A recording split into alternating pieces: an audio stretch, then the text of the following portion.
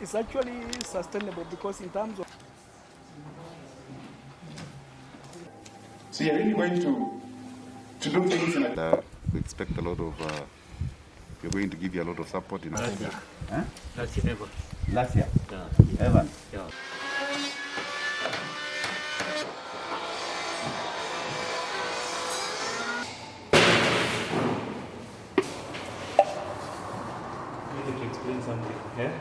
Kama idara tumejiandaa, tumefunza county kupitia kwa Apiculture Platform of Kenya, tumeungana na hawa.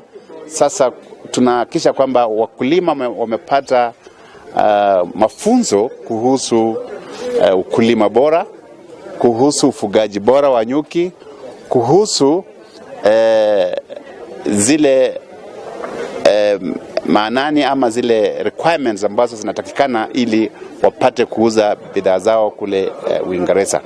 Kwa hivyo tumewatayarisha vizuri na tutaendelea kuwatayarisha. Sasa tumejua kwamba hatukuwa na wale tunaita technicians, vijana ambao wanasaidia wakulima wetu wakiwa na maarifa ya ufugaji wa nyuki.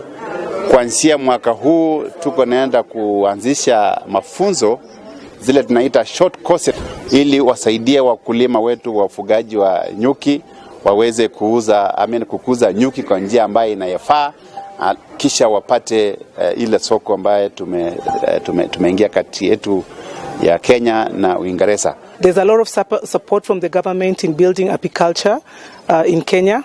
And there's a lot of potential for all of us to get involved in apicultural activities.